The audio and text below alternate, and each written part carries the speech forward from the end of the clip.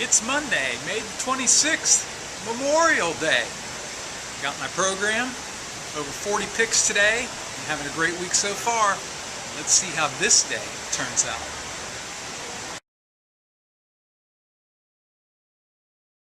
The third at Monmouth was a starter allowance.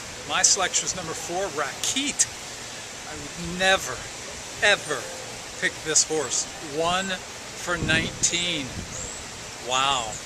But today, on Monmouth Park 40% club play, trainer Edwin Broom, when he puts Paco Lopez on a horse, they win 40% of the time.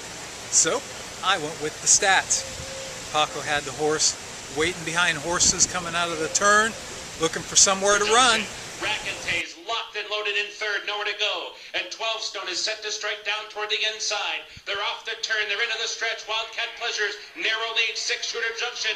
Down inside, 12 Stone trying to squeeze through toward the rail. And Rakitay comes charging on through too. Sublime Twist got a shot on the outside as well. At the 16th pole, Rakitay has taken over the lead. Wildcat Pleasures, 12 Stone third. Here's the wire, and Rakitay found a seam and nailed it on the money. Doubled the bet. Got back over $30.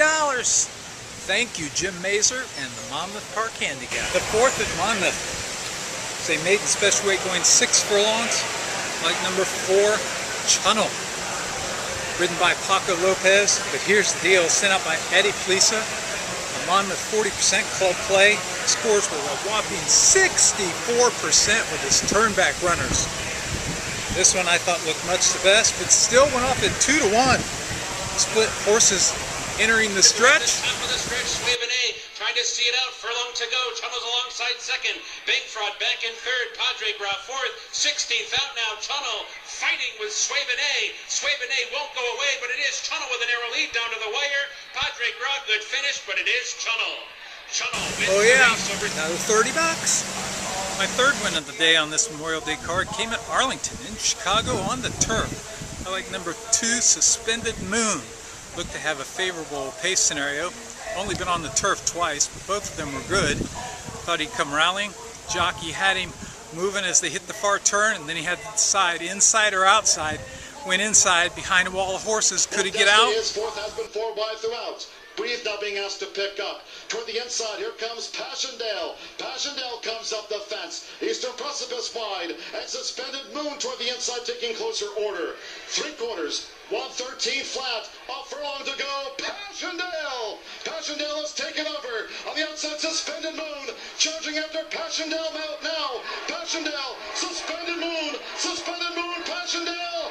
Suspended Oh yeah, paid $10.80, get back nearly $30 again. Woo, that's nice. The sixth at Lone Star was a sprint going 7 furlongs. I like number 6, Zanelli. It doubled the bet. Problem was, ever since the opening of the card today at 2:35, I've been looking for a monitor. I asked, they called, we'll have it soon, sir. No, still not there. But hey, you know what? Great thing about technology, I could watch it on my phone. Zanelli took off to the lead, was in control heading for home. Zanelli going best, lead to the 5/16 pole. Joseph countdown, Soul Stripper, Warren's Lever getting up to be 4th, expecting Ruby's driving on the outside. They're coming off the turn. Zanelli is going it confidently. Zanelli floats out, but she's running strongly. She's still clear by 2. Warren's Lever is chasing in second. Zanelli is still leading though, and Zanelli really never looked in danger here. She's clear by open legs. Shaken up by Luis Quinones just for good measure, but she is clearly the best of this quintet. Easy win for Double bet, 4th win of the day. I picked up my 5th win today in the 6th race at Lone Star. To be honest, I'm struggling today, man. It's like the numbers are evening themselves out. I have to go on 13 for 27 for a $100 profit in the first 4 days of the week. Today, I just cashed my 5th ticket and I'm all the way down to the bottom on the 2nd page. But at Lone Star, it was a non-winners to 2 lifetime. I like number 3, Have You Gone Away. Debuted in a sprint, and he was 3rd. Stretched out to a mile, ran a career best 81 and 1. Last time out, coming off a layoff, he was in a sprint, ran 3rd. Today, he stretches out to a mile. Uh-oh. He was on the lead in the turn. Some stalkers came to him. A confident Luis Luis Quinones here on Have You Gone Away. Right now steers her to the top of the lane. On the inside, Kara's Nene is close, but a driving second. She's all out. And Flosy Has Attitude is back in third. Furlong to go. Have You Gone Away? She's opening up now. She's drawing off from Kara's Nene, and Flosy Has Attitude. 16 to go. She leads it by 2.5, by 3, as Luis Quinones looking for his third win here today. He gets it on Have You Gone Away by 2.5. Oh yeah, second winner at Lone Star, fifth of the day. The seventh at Monmouth Park was a 6 furlong claiming sprint. Number 7, Read the Proposal, was my pick. David Jacobson wheeling this 4-year-old colt back in just 7 days. But here's the thing, David Jacobson off a short turnaround like that. Monmouth Park Club 40%. 40% of the time he wins. And today he went off at even money. Dueled on the lead while hemmed in on the rail. As they were about to hit the stretch, he dropped back to second, but then his rival floated wide. In front, but Read the Proposal comes right back on the inside second, and Clambake comes up on their far outside third, so they're off the turn. Read the Proposal down inside, fights back to a narrow lead. Clambake is getting going, and here comes Clambake. And Grand Prelude down to the inside, reaching out, farther back Special. 16th to go. Read the Proposal with something left for the final 16th and goes clear again.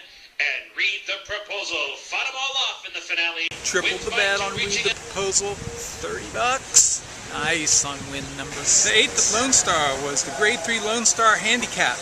The favorite, and my bet of the day there, was number 3 Grand Contender. He'd just gone wire to wire in the Texas Mile. The question was, could he stretch out an extra 16th today? Well, typically he does not handle distances past a mile, but he looked like the lone speed today. And the track was sloppy and he liked the off-going. Right to the front without having to be asked. Loose on the lead into the far turn. Here came the stalkers. So far, so good for Grand Contender. 2 in front. FJ Uncle Vic, Do No Harm. Call to service now, all out. Then Texas Air, and he has Bling.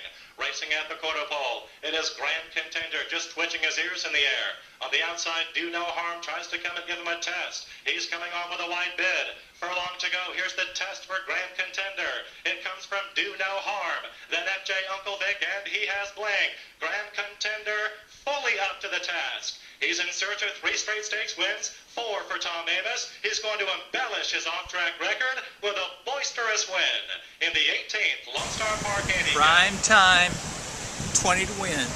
That's nice.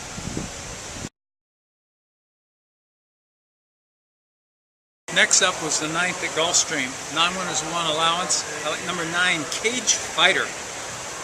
Michael Maker, Joe Bravo looked best in here. He'd won 3 of his last 4 starts, including both turf starts. I tripled the bet on number 9, Cage Fighter. Is in front, moving up on the outside. Balthazar tries to sustain a charge. Widest of all, and now coming on well is Start Up. Golden Jason hits the front. Cage Fighter weaves to the far outside, and they're at the top of the stretch. Wide open horse race here. The leader is Charlie the Boss Bayonet. Golden Jason is second. Cage Fighter is unleashed by Bravo down the center of the racetrack. Here's Cage Fighter trying to get Golden Jason late. Golden Jason drifting slightly, but Cage Fighter's got him now. It's Cage Fighter and Joe Bravo, well judged to win 3 points of a lane. Cage Fighter.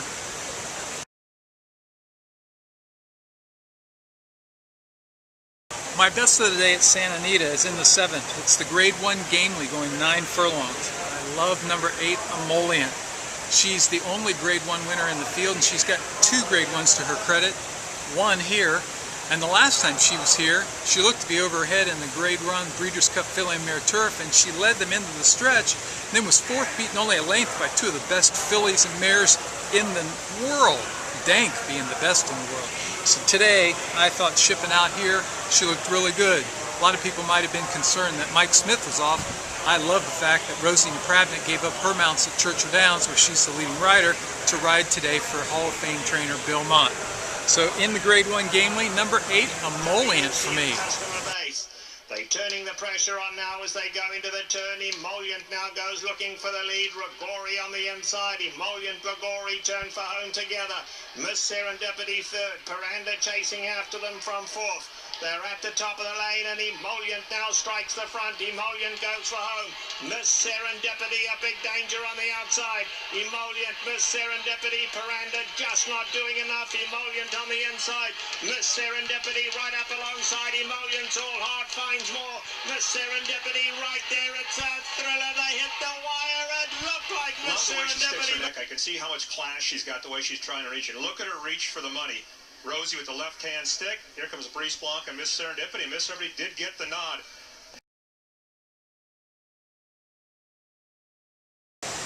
Overall, it's been a good week this week with my handicapping project. Look forward to next weekend and next week at Churchill Downs. And 2 weeks from today, it'll be Belmont Day. California Chrome going for the Triple Crown.